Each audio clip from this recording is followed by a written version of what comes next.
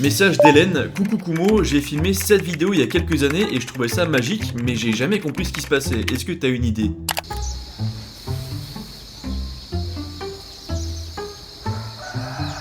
Alors déjà, merci Hélène pour le partage, elle est superbe ta vidéo, et ce que t'as filmé, c'est un phénomène qui est super rare. En fait, c'est un système d'alarme naturel que certaines espèces d'abeilles ont mis en place parce qu'elles ont aucune ruche pour les protéger. C'est généralement une espèce en particulier, les Apis dorsata, qui sont des abeilles géantes, qui dès qu'elles repèrent un danger, elles vont lever leur abdomen et vont créer une réaction en chaîne avec celles qui sont à côté, ce qui va alerter toute la colonie, et plus le danger est proche, plus la vitesse de la vague augmente. Ce réflexe en chaîne hallucinant, c'est leur moyen de survivre dans un monde qui peut être tout aussi beau que dangereux, et ce genre de phénomène naturel incroyable, il en existe absolument partout dans le monde, sans même que la plupart d'entre nous les connaissent. Moi c'est Kumo, et aujourd'hui entre volcans avec des éclairs à l'intérieur, créatures inconnues, sacrément bizarres, et phénomènes naturels filmés que quelques fois, bienvenue dans l'épisode 3 des phénomènes et animaux les plus fous jamais filmés.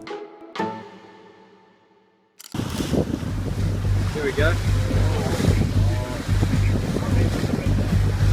Dans l'épisode précédent, l'une des vidéos qui vous a le plus impressionné, c'est celle-là. C'est l'éruption du mont Tarbur qui a créé une énorme onde de choc. Mais du coup, est-ce que vous savez ce qui se passe juste après une éruption ?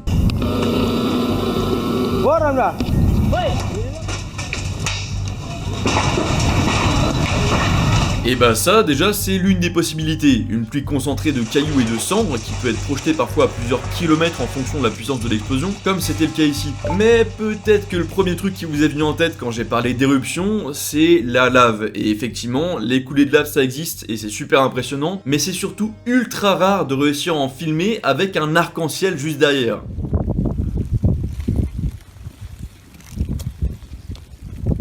Ce que vous venez de voir, ça a été filmé à Hawaï, et en soi, malgré tout ce qu'on entend sur la lave et le fait que c'est ultra dangereux, vous vous dites sûrement que, vu la vitesse à laquelle ça va, bon, vous avez le temps de fuir, c'est pas non plus si dangereux que ça. Ouais, vous avez sûrement pas vu cette vidéo.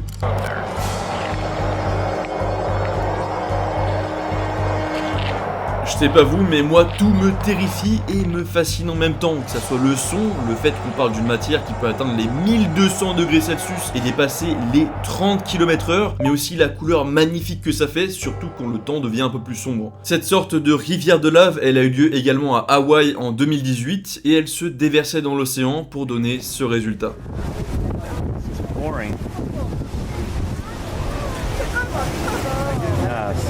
La prochaine vidéo, elle nous a été envoyée par notre très cher Préto National sur Discord, et pour le coup, ça pourrait presque être une vidéo moins de 18. Laissez-moi vous présenter comment certaines espèces de concombres de mer se nourrissent.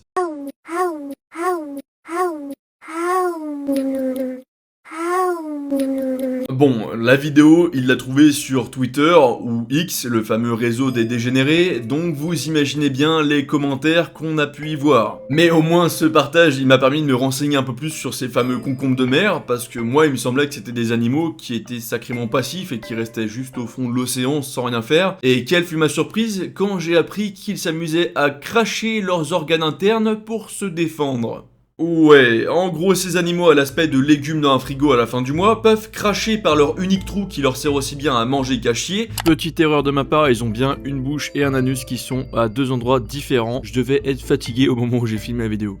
Leurs organes internes, ce qui, dans nos têtes, devrait les tuer, mais en réalité pas du tout, parce qu'ils gardent uniquement ceux qui leur sont vitaux à l'intérieur et régénèrent ceux qu'ils ont crachés après. Ça va leur servir justement de diversion pendant qu'ils prennent la fuite, ce qui est en soi incroyablement ingénieux, mais aussi sacrément hardcore. Bon, si vous avez une voiture, il y a sûrement un truc qui vous rend aussi fou que moi, c'est quand vous vous levez le matin, vous arrivez devant votre calèche qui était tout propre la veille, et vous voyez qu'elle est dégueulasse à cause de ces putains de pluies de sable. Bon, plus sérieusement, si je vous parle de ça, c'est parce que je suis tombé sur cette vidéo. Une tempête de sable tellement intense que tout est rouge. And that flag is about 100 feet away. On pourrait penser que c'est une vidéo qui sort de Mars ou encore que c'est fait avec de l'IA. D'ailleurs, l'IA, ça devient terrifiant, on pourra peut-être en parler dans une autre vidéo si ça vous intéresse, mais c'est pas le sujet d'aujourd'hui. Mais en tout cas, cette vidéo, elle est bien réelle. Ça a été filmé en Irak il y a 15 ans et c'est juste incroyable. Les tempêtes de sable, c'est généralement assez courant dans ces régions-là, mais de là à ce que ça devienne rouge à ce point, c'est exceptionnel. Et au passage, vu qu'on est sur du sable, du vent, etc., il faut que je vous fasse écouter cette vidéo.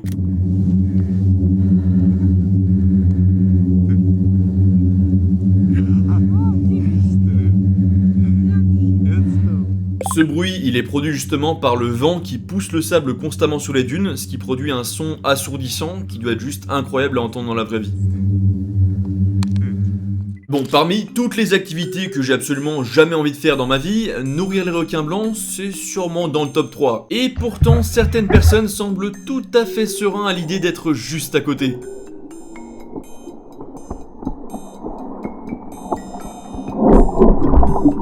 Et il y a aussi lui qui a eu droit à des bisous d'un requin-baleine, et pour le coup, là on peut trouver ça mignon, hein, mais à sa place, je suis pas sûr qu'on aurait fait les malins. D'ailleurs, en parlant de requins, est-ce que vous saviez qu'ils ne dorment jamais vraiment entièrement? En fait, ils éteignent la moitié de leur cerveau, ce qui leur permet de rester alerte au cas où il y a un danger, tout en nageant. Mais ça, c'est pas le cas de tous les requins, comme par exemple le requin citron, qui lui peut rester totalement immobile et taper sa meilleure sieste. Et en parlant de méga sieste, il faut que je vous parle d'Emma, le sponsor de la vidéo du jour. Bon alors, pour ceux qui ne connaissent pas Emma, c'est tout simplement ceux qui proposent le meilleur matelas de France, mais qui en plus vous permettent de l'essayer 100 jours et de le renvoyer si vous n'êtes pas convaincu. C'est pour dire le niveau de confiance qu'ils ont avec leur matelas. Vous avez évidemment plusieurs types de matelas de toutes les tailles. Certains sont super mous avec mémoire de forme, d'autres ont des technologies AirGrid qui permettent une aération parfaite pour ceux et celles qui ont trop chaud la nuit, d'autres ont des mousses thermorégulantes, enfin vraiment vous en avez pour tous les goûts. Mais bon, vous allez sûrement me dire, oui mais Kumo, les matelas ça coûte cher, je peux pas me le permettre. Attendez, le Kumo il vous en parle pas à n'importe quel moment. En ce moment c'est le Black Friday chez Emma et c'est pas n'importe quel Black Friday parce qu'il dure jusqu'au 1er décembre et il vous permet d'avoir des réductions allant jusqu'à 50% sur le site, ce qui est vraiment énorme. Mais ok, tout ça c'est super, mais je vous connais et je suis le premier à le dire, il n'y a pas de petite économie. Et c'est aussi pour ça qu'avec le code KUMO, vous avez 10% de réduction supplémentaire sur votre commande. Quitte à dormir, autant le faire sur des produits extrêmement qualitatifs à des prix vraiment très intéressants. Encore une fois, je vous le rappelle, meilleur matelas de France que vous pouvez tester pendant 100 jours et renvoyer si jamais ça vous convient pas, ce qui sera clairement pas le cas, je vous le dis d'avance. Et en plus de tout ça, tous leurs matelas sont garantis 10 ans et payables en 3 ou 4 fois sans frais, ce qui est vraiment super avantageux quand c'est la galère dans les comptes. N'hésitez plus et accordez-vous des vraies nuits où vous pourrez bien dormir avec Emma. Et n'oubliez pas d'utiliser le code KUMO en cliquant sur le lien en description, ce qui vous permet d'avoir 10% de réduction supplémentaire sur votre commande. Merci à eux pour leur confiance et bonne nuit d'avance à tous ceux qui iront sur leur site. Et maintenant, retour à la vidéo. Parmi tous les animaux des abysses, ceux que je trouve les plus incroyables, ça reste les animaux bioluminescents. Ces lumières qu'on croirait sorties d'Avatar et qui illuminent les profondeurs sont pas seulement magnifiques, mais aussi super utiles pour certaines espèces, comme par exemple pour la méduse Atolla. Cette vidéo ultra rare d'une méduse Atolla en activité a été filmée par la MBRI et nous permet de voir ce mécanisme de défense juste fascinant. En gros, pour faire simple, ces méduses n'ont pas énormément de moyens de défense et se font victimiser par des crevettes. Ouais, bon, c'est pas super glorieux, mais chacun ses ennemis. Lorsqu'elles se font attaquer par ces méchantes crevettes, elles ne peuvent rien faire et ont donc mis en place ce système d'alarme lumineux qui va servir à une seule chose, attirer tous les prédateurs du coin qui vont manger ces fameuses crevettes. De cette façon, la méduse Atolla se fait protéger tout en nourrissant d'autres espèces qui ont bien compris que lorsque ça clignote au fond des abysses, c'est que le dîner gratuit est servi. Mais parfois, dans la nature, c'est pas forcément le visuel qui est le plus impressionnant, mais le son, comme avec la vidéo du sable qui se fait pousser sur les dunes de tout à l'heure, ou encore dans cette vidéo. It's one of the craziest things I've ever experienced. En fait, ce qui se passe, c'est tout simplement la glace du lac qui s'étend ou se contracte suite à des micro-changements de température, ce qui va créer ces ondes sonores qui se propagent, et ce phénomène il a un nom, la dispersion acoustique. Et vu qu'on est sur une vidéo avec de la glace, il fallait que je fasse une mention spéciale pour Totor le castor, qui a été filmé en train de kiffer sa vie sur une plaque de glace à la dérive, en direction de mes lives sur Twitch. Non! Non, mais mon père! À chaque fois! Plus sérieusement, j'essaye d'être actif en live ces derniers temps, donc si vous voulez juste discuter avec moi ou voir du très gros niveau de gaming, n'hésitez pas, le lien est en description. Et pour ce qui est de Totor le castor, évidemment, vous inquiétez pas, il va très bien, sinon je vous aurais pas mis la vidéo tout simplement. Mais par contre, si vous voyez ces plaques de glace, n'allez jamais dessus, c'est en réalité ultra dangereux et ça peut vous faire rencontrer Michael Jackson en quelques minutes si vous n'êtes pas prudent. Bon, parmi toutes les choses qui me font flipper, il y a le vide, les fonds marins, mais aussi les araignées, ce qui est sacrément ironique pour un mec qui parle d'animaux à longueur de journée et dont le pseudo en japonais veut dire araignée. Mais bon, pour l'instant, on va rester sur la peur du vide. Et pour le coup, même ceux qui n'en ont pas peur, si vous viviez le même truc que ce gars, je suis pas sûr que vous feriez les malins. Oh my god! Ricky!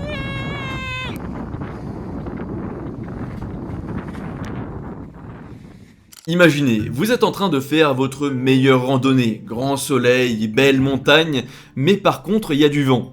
Un bon gros vent de fou. Vous continuez d'avancer et là vous commencez à vous prendre des gouttes d'eau sur la tête. Mais genre beaucoup de gouttes d'eau alors qu'il n'y a aucun nuage. Et bah vous êtes potentiellement face au même phénomène que ces promeneurs qui se sont retrouvés nez à nez avec une cascade inversée. Le vent était tellement puissant que l'eau se faisait projeter en arrière pour retomber là d'où elle venait. Ça arrive qu'à des endroits très spécifiques en très haute altitude et c'est super rare d'en observer.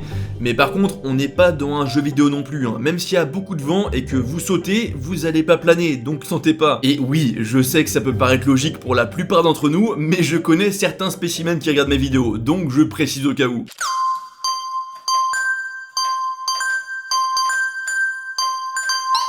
Si jamais vous comprenez pas ce qu'on est en train de voir, c'est totalement normal. La première fois que je l'ai vu, ça m'a fait la même chose. C'est en fait une invention créée par des scientifiques britanniques qui ont mis des capteurs d'impulsion électrique plus ou moins identiques à ceux qu'on transmet à notre cerveau, mais l'ont directement installé sur des champignons et l'ont ensuite relié à des baguettes qui appuient sur un piano à chaque impulsion. Cette invention que je trouve géniale, elle a permis de mettre encore plus en avant l'activité vivante des champignons et des plantes d'une façon générale, qui est interprétée selon certains scientifiques comme une forme primitive de communication. On vit quand même dans un monde où les champignons peuvent s'exprimer en faisant de la musique. Je sais pas si ça choque que moi, mais je trouve ça fou. Aussi bien dans 20 ans, on ira à Bercy pour écouter Carole Lagirole nous jouer un morceau de synthé. On a déjà parlé d'éruptions, de lave, de volcans, etc. Mais pour le coup, la vidéo suivante, qui n'est même pas vraiment une vidéo, est sûrement la plus dingue que j'ai pu trouver. Elle est pas de super bonne qualité, les couleurs sont pas dingues, le phénomène est par contre assez impressionnant, mais ce qui est le plus fou, c'est l'histoire qui est derrière. Je vous la montre et vous allez comprendre.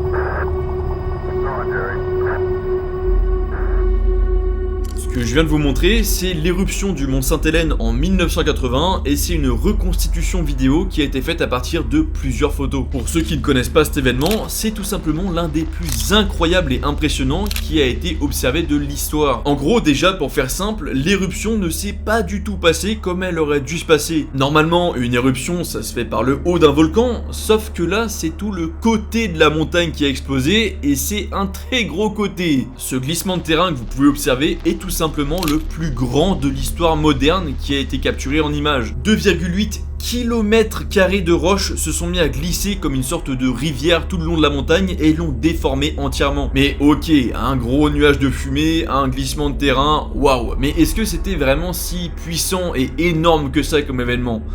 Aucun suspense? Oui. L'explosion a tout simplement libéré une puissance équivalente à 26 mégatonnes de TNT, et si vous voyez pas vraiment ce que ça représente, ce qui était mon cas quand j'ai lu, c'est tout simplement 500 fois la puissance de la bombe nucléaire d'Hiroshima.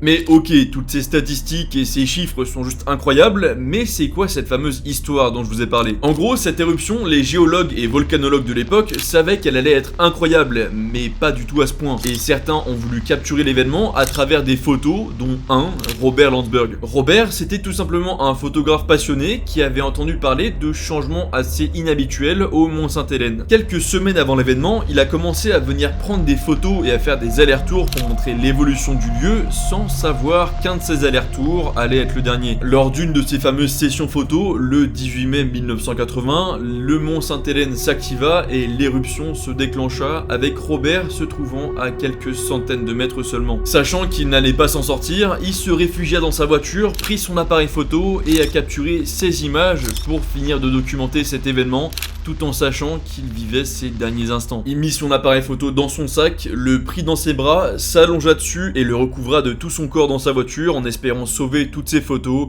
avant de finalement succomber à l'éruption. Ces photos ont réussi à être récupérées 17 jours après l'événement et elles ont permis aux scientifiques de mieux comprendre le déroulé de l'éruption. Bon, on n'est pas sur la séquence la plus fun de la vidéo, on est d'accord, mais entre la puissance de l'éruption et cette histoire que je trouve totalement dingue, j'avais envie de vous en parler quand même. Mais allez, on va repartir sur un truc qui est plus good vibe, comme par exemple une rivière sous-marine, parce que oui, c'est possible.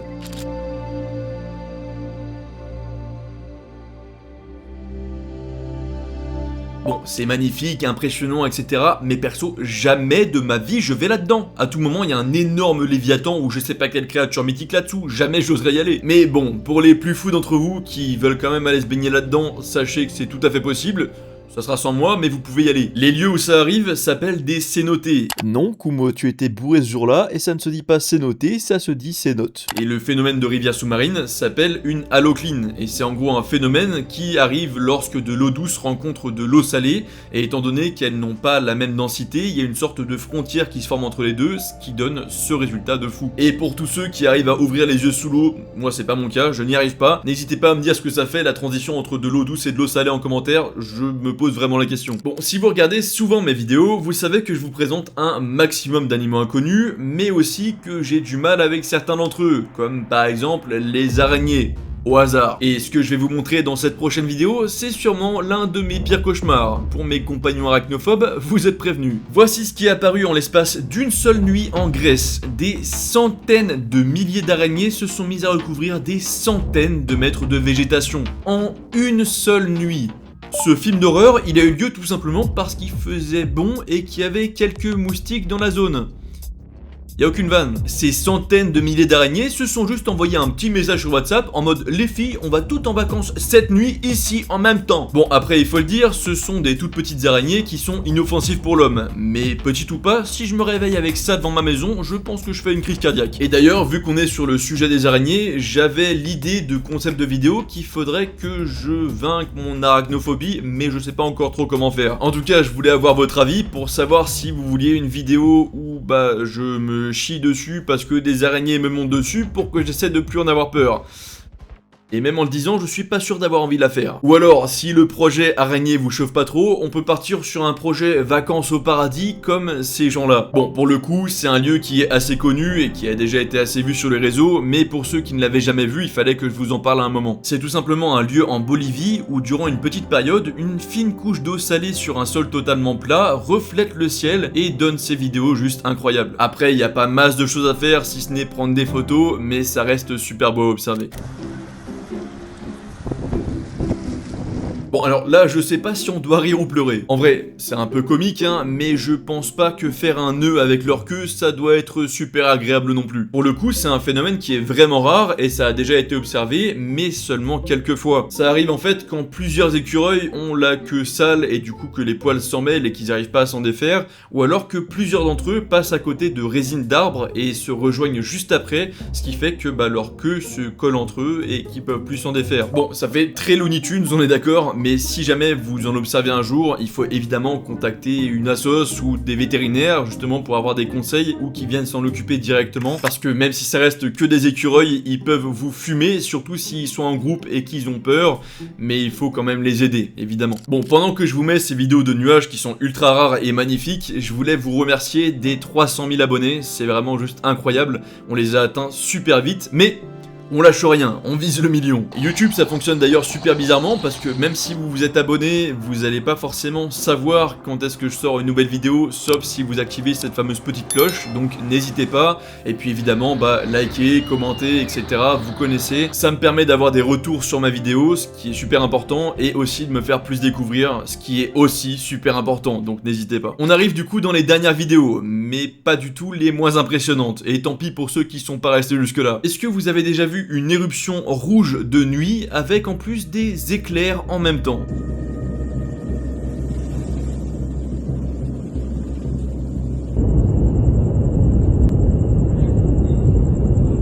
Ces vidéos, elles ont été prises en Indonésie lors de l'éruption du mont Ruang, et c'est à la fois magnifique, mais aussi probablement terrifiant, surtout pour les personnes qui ont filmé la scène. Le fait que ça ait eu lieu la nuit, ça rajoute clairement un truc, mais ça enlève aussi beaucoup de repères, et notamment la distance que les gens ont avec l'événement.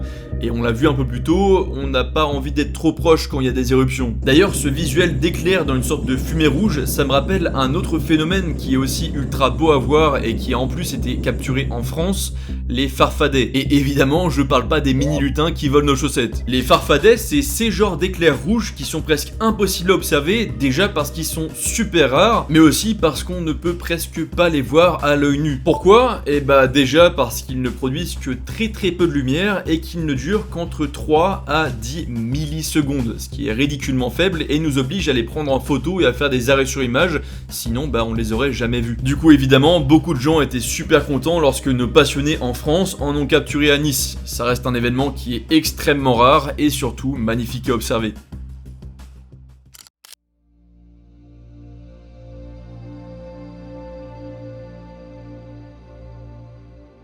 Ce qu'on est en train de voir et qui ressemble à une sorte de grosse bulle, c'est tout simplement un amas d'œufs de calamar. Certaines espèces de calamars forment ces sortes de sacs d'œufs flottants qui sont extrêmement rares et durs à observer. Ils sont absolument énormes et peuvent compter entre 50 000 et 200 000 œufs en même temps, ce que je trouve juste incroyable. Pour finir sur quelque chose de visuellement magnifique, on a parlé beaucoup d'éruptions, de volcans, de lave, etc. Mais est-ce que vous avez déjà vu de la lave bleue ?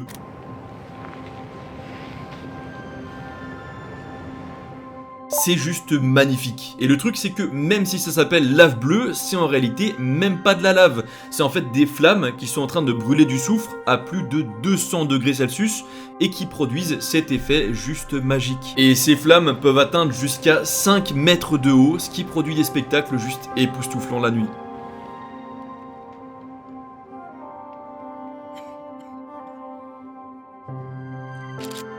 Merci beaucoup d'être resté jusqu'à la fin de la vidéo, j'espère que vous avez kiffé et j'ai hâte de vous lire en commentaire, comme d'habitude, pour savoir ce que vous en avez pensé. On se retrouve très bientôt dans une prochaine vidéo, et petit teasing pour ceux qui sont restés jusque là, chimpanzés, prenez soin de vous, c'était Kumo, ciao.